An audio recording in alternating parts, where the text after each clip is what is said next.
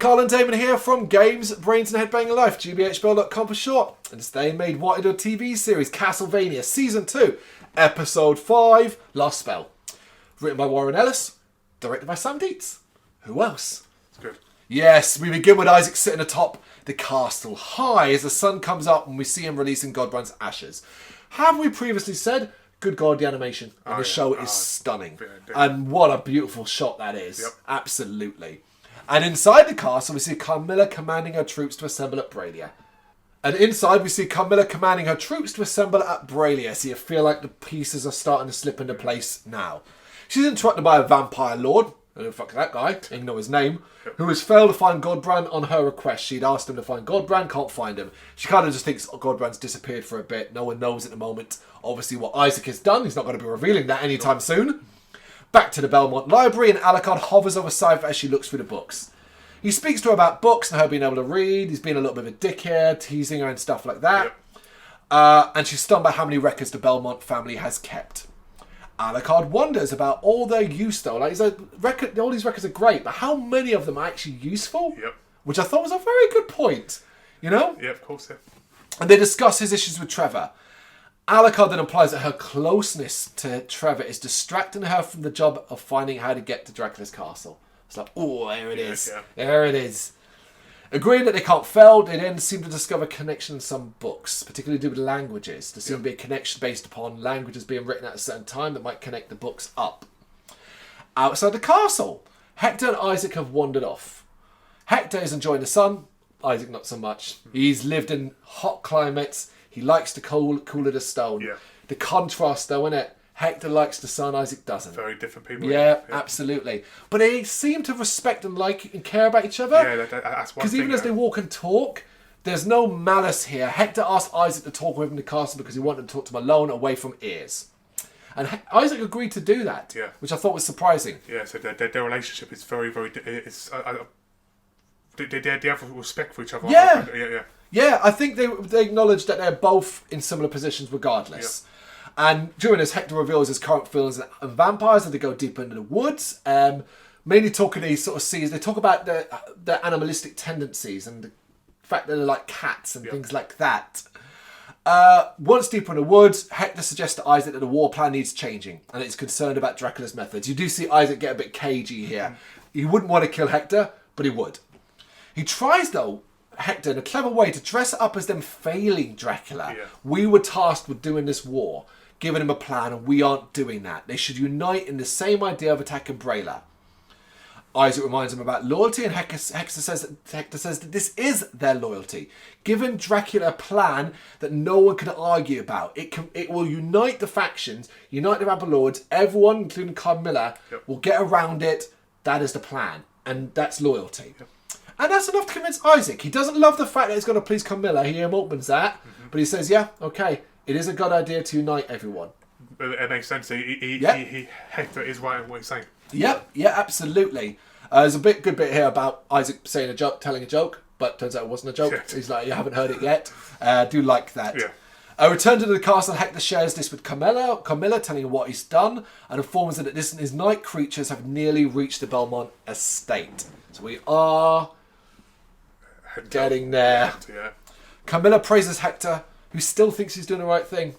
Yes, unfortunately. Yep, very deluded. Yes, but in an amazing turn of events, Isaac has gone to Dracula and basically grassed him up, so to speak, immediately. Or grassed up, well, not grassed up, he basically tells Dracula about Hector's request.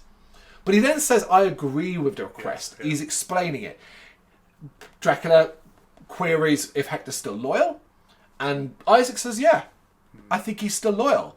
And this will stop the vampires whining if you go to Brrraains. Like, if we do this, just do this for them, and we can kind of go from there afterwards. And I was like, yeah, okay, I like the fact that Isaac saw the sense in it and is willing to go along with it for that, even though he's probably got his own suspicions.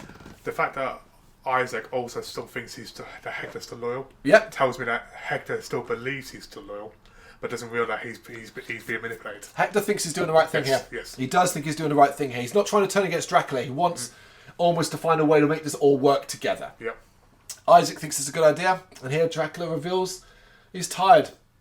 He reminisces about a time when he savoured killing humans, And we kind of see about 2 minutes long, devilish assault on a town in flashback form to remind you that he was always a demon. It's bloody, it's violent. He relished it, he enjoyed it, took pleasure out of it. He doesn't have that anymore. He only cares for results instead of the details. Now, you've implied to me that you didn't really like this tired Dracula segment here. Now, let me start first by saying I really like it because I acknowledge and recognise why and how he feels this way. And I love the idea that the all-powerful Dracula is just exhausted with life because of it all. I just love it. I love that. So, but you're not so sure. Thinking about like right now. I was watching this episode probably about 10:30 last night. Yeah. So I'm actually second guessing myself talking about it now.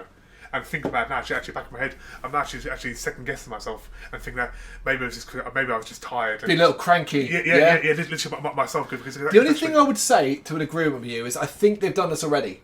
I think we've kind of already acknowledged Dracula's tired and all that. But then I realised, no, he's never come out and said it.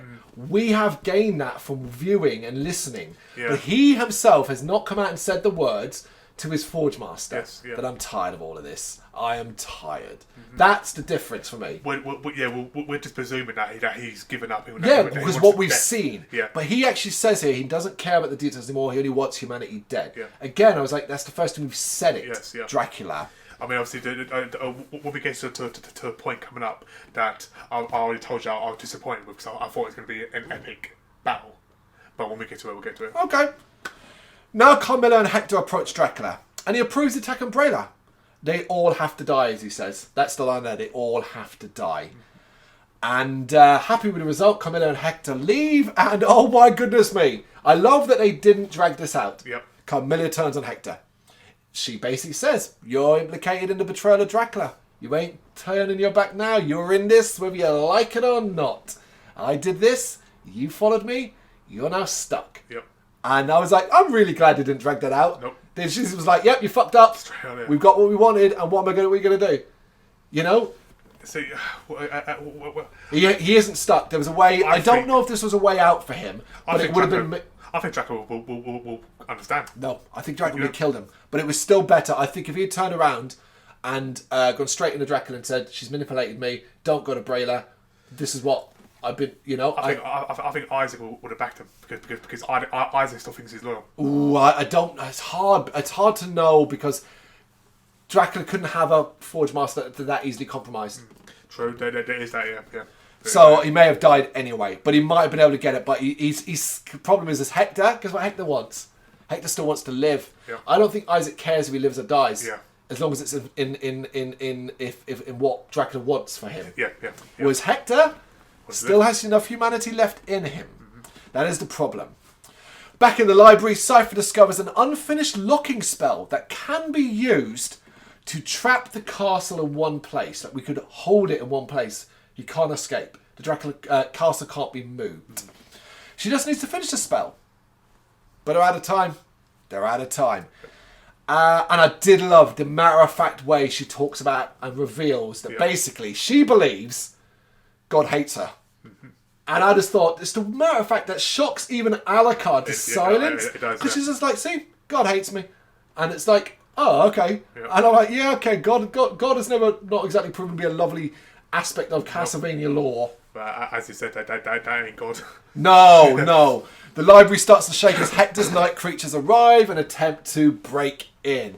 And that is where we kind of now start the ball towards the big trio of final episodes. Yep. I really enjoyed this. It felt like the last stopgap. The last sort of, right, everything's in place now. We just now need to get there. Yeah, we know we're going to Brrraains. We know Carmilla's revealed her hand to Hector. The library's under assault. They've found the spell they need. Now we just need to put it all in action. Yep, I was expecting big in the next second and got it. Last spell, episode 5. You got any thoughts and you know what to do? Let us know in the comments. Thank you very much for watching. If you liked what you saw, please help us out by giving us a thumbs up and hitting that subscribe button. If you really liked what you saw, consider donating to keep the website and channel running by buying us a coffee via our coffee page or picking up some merch from our Big Cartel store. You can check us out on gbhbl.com as well as via our social media, Facebook, Instagram and Twitter. as well as listen to our interviews via SoundCloud, Apple Music and Spotify. Just search for GBHBL. Games, horror and heavy metal. What else is life for?